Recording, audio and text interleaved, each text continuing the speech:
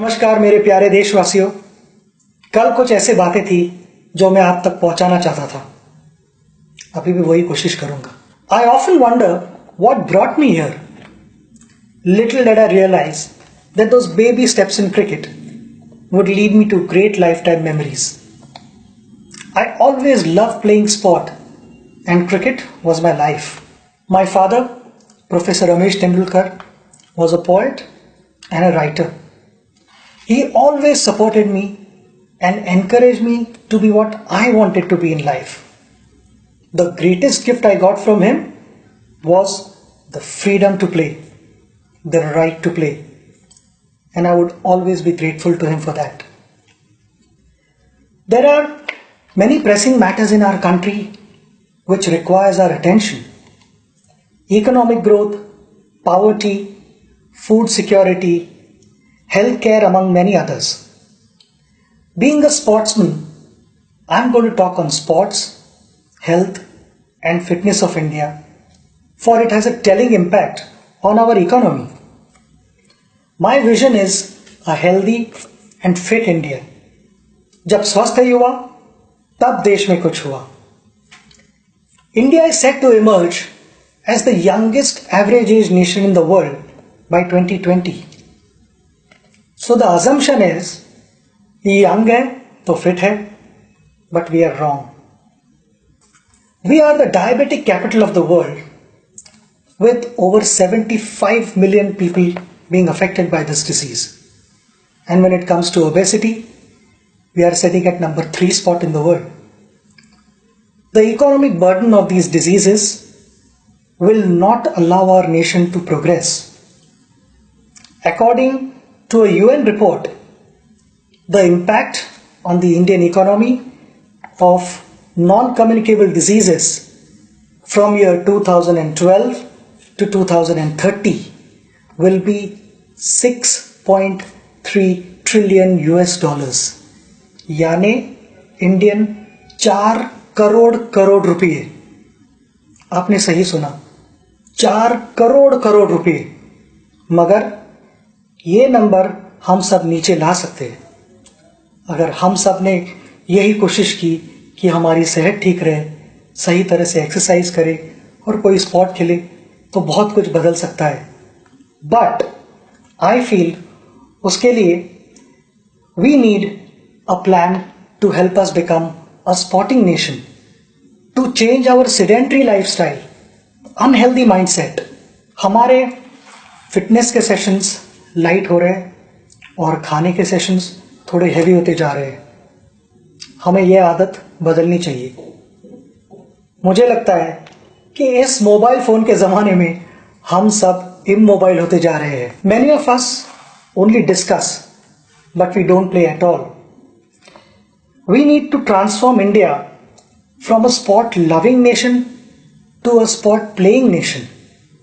Make everyone more active and participative. Inculcate and develop a sporting culture in our country. The northeast of India, which has only 4% population of India, has a vibrant sporting culture. It has produced many sporting heroes, including our boxing icon, Mary Kom.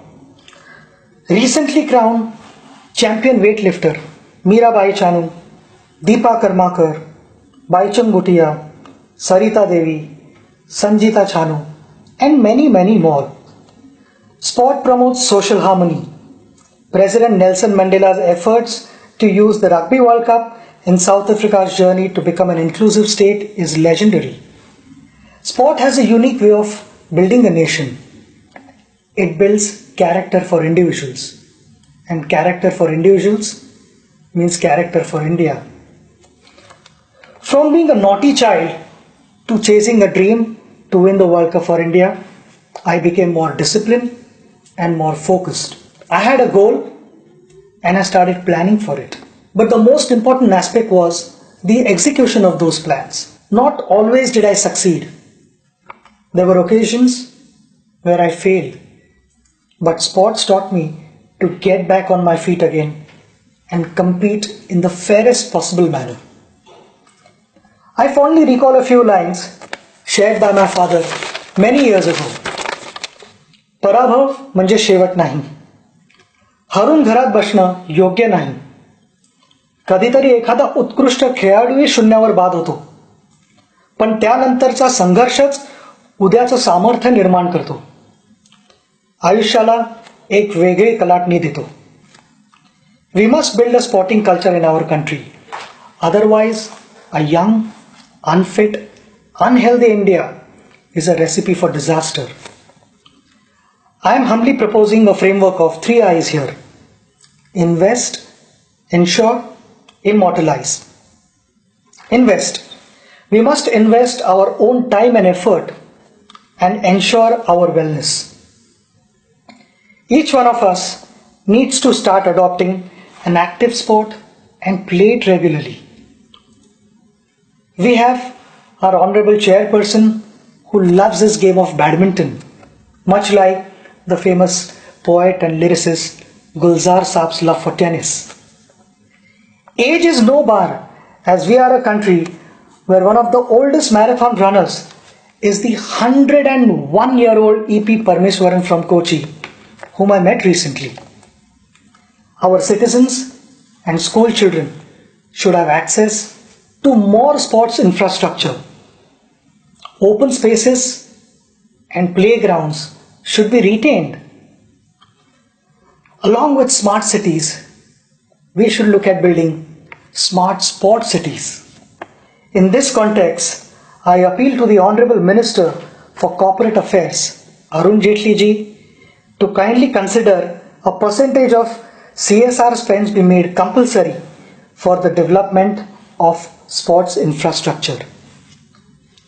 At a policy level, sport should be at par with any other subject in schools. Children representing school, district, state or country should get added marks or grades. This has been an area that I have been pursuing since the beginning of my tenure. I am grateful that it is indeed under serious consideration with the HRD and sports ministries working together on the same. जब घर में बेटी पैदा होती है तब हम कहते हैं लक्ष्मी घर आई है.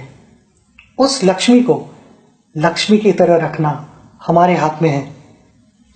Daughters of India have shown what they are capable of with champions like Sindhu, Sakshi, Saina, Sania, Mithali, and the list goes on and on. When dreams don't discriminate, then why do we? I want to appreciate their parents, their family members, their coaches, their friends for helping them, for encouraging them, and that is the only reason they have reached here.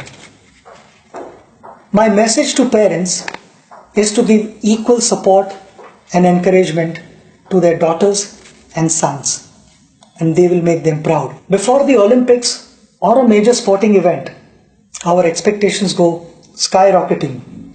I realize that things are changing for the good and that we have adopted a long-term approach on preparation. Along with early identification of talent, we must also have a dedicated squad guiding our athletes' preparations. And I feel it is extremely important to have a full-time support staff around our athletes, and winning medals should become their target as well. Last year, before the Olympics, one of our wrestlers was traveling to America for better sparring partners and to learn modern methods of wrestling. Could we have got them to India instead and use Digital India to share their training sessions with the rest of our coaches? And I'll back that up with my conversation with our badminton icon, Pulela Gopichand, who said there is abundant badminton talent in India, but he was concerned about the coaching standards in our country. Persistence, preparation, and practice will help us achieve our targets. I know there is no glory in practice, but without practice, there is no glory either. And sure, financial security is often a challenge when any sports person decides to focus on sports alone as their career. I am sure our colleague and former India hockey captain Dilip Tirki will agree that in most cases the sporting career ends at the early age of 35-40 years. Ironically, it is an age when a professional's career usually takes off or is rather stable. I am also aware that the government, through its many institutions, employs sportspersons and supports them, which we all appreciate. But we have many national, state, district level retired athletes who don't have a proper job. Some of them are probably passing files from one table to another. While ensuring their financial stability, we must also keep their minds engaged. Their skills and passion for sports would be best utilized for coaching our future generation. A case in point is the life of Nauri Mundu, who was a national level hockey player from Jharkhand. Following the end of her playing career, she doubles up as a teacher and works in the farm to make ends meet. Sita Sahu, a medalist at the Special Olympics in Athens in 2011, is selling golgappas to manage her life. We need to create an organization and engage these athletes to train our school children and identify talent at an early age. There is so much that these athletes have to offer back to our society.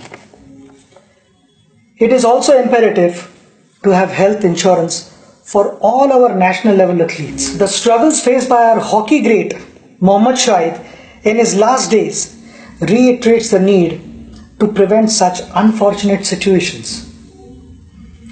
The life of Shamsher Khan is another reminder of how we have failed our national heroes.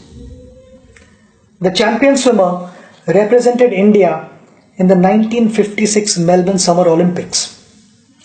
He finished 5th place, which continues to be the best Indian finish in the last 6 decades. He developed hearing and heart problems, and due to financial constraints, continued to live with these problems till his death. Our national heroes should be able to live a respectable life. Extending CGHS benefits to them is a step in that direction. I appeal to the Honorable Minister of Health and Family Welfare, JP Nadda ji, to kindly consider my request on this issue, which is in line with the recommendations put forth by the AICS. Gold, silver and bronze have appreciated in value over a period of time. However, sportspersons who won gold, silver and bronze medals for India, do we appreciate them enough? Achievements of champion sportspersons like Nawab of Pataudi, Prakash Padukone, Karna Malleshwari, Ajit Wadekar, PT Usha are not celebrated anymore. These champions, our heroes, didn't have the best of everything, but they made the best of everything. Today's generation probably doesn't even know what these champions achieved in their time. Along with what's happening around the world of sport, I think it is extremely important that the youngsters learn about our sporting history. All of us have had heroes in life who have inspired us on various occasions. As a proposed sample, we have compiled a book on some of our unforgettable heroes among many others. I sincerely feel the lives of these champions should be part of our curriculum. Sport has the power to change the world. It has the power to inspire. It has the power to unite people in a way that little else does. It speaks to youth in a language they understand. Sport can create hope where once there was only despair, said Nelson Mandela. In the year 2009, this August House passed the Right of Children to Free and Compulsory Education Bill. It is my humble suggestion that the Act be amended to include the right to play. Sports can be considered an essential and mandated part of the curriculum. Consequently, each child should get the right to play a sport at school. माता पिता जैसे आज तक अपने बच्चों को पूछते आए हैं कि क्या तुमने खाना खाया, क्या तुमने पढ़ाई की, मेरे लिए वो दिन सबसे बड़ा दिन होगा जब इन दोनों चीजों के साथ माता पिता अपने बच्चों को यह भी पूछेंगे कि आज तुम खेले या नहीं। I want to thank all of you for listening to me. Together, we can build a sporting culture in India and transform the way we live and play. Jai Hind.